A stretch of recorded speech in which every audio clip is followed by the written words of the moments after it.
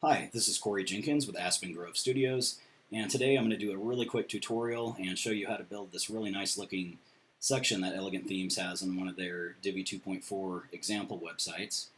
And you can see here they have some text with some nice padding and white spacing around it, with a slider module over here to the right, and three images stretching full width across the page with no padding in between down here at the bottom.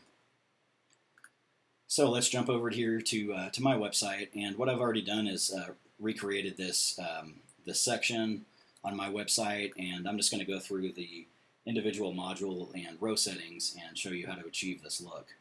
This will save us a bit of time. Okay, so I've got my rows set up, and I've got the 2/3 and a third column, and the third column's down below. So here, let's jump into our text module, and I've got my text added. And in order to achieve that nice white space that Elegant Themes has around this text module here, we'll actually jump into the advanced design settings, and we'll add custom padding down here at the bottom. So the cool thing about Divi 2.4 is you can use percentage-based padding. So I've just added 15% across the board, and that'll give it that really nice clean look with some white spacing around it. Okay, so the next step would be to work on our slider here, and I've added the three slides. In each one of these, I've added the background image, set the automatic animation to on, and the biggest part of this section here, this module, is going to be adding the top and bottom padding to actually make our images stretch the full height that we want to achieve. So what I'm going to do is remove this padding here, and we'll take another look at the front end so you can see what that's controlling. So you can see without that custom padding set, our images aren't stretching their full and desired height and butting up against the images here. So I've, after playing around a bit, I've just found out that 325 pixels is the ideal padding top and bottom. Depending on the height of your images and the look you're trying to achieve, you may have to adjust this a bit. So we'll add that back in. And there may be other ways to achieve this look. The cool thing about Divi 2.4 is there's multiple ways to achieve the same effect, but I found this to be the easiest.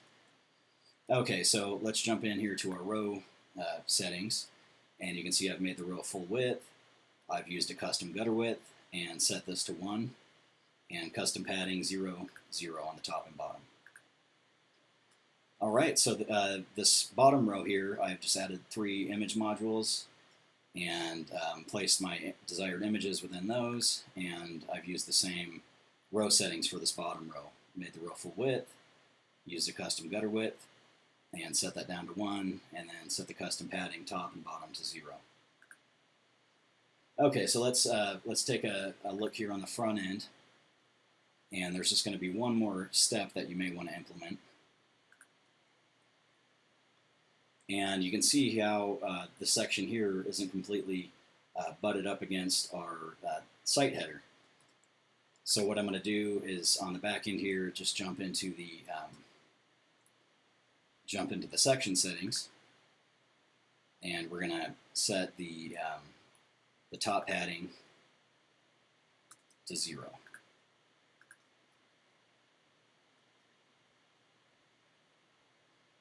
All right, let's take one last look here. So here I've got my section with no space up above, and we've got our text. We have our slider module over here to the right, and the 3 full width images down here at the bottom. And we've replicated the look that Divi has on their website example here. So once again, this is Corey Jenkins with Aspen Grove Studios. I hope this tutorial helped you out, and please feel free to leave a comment and questions below.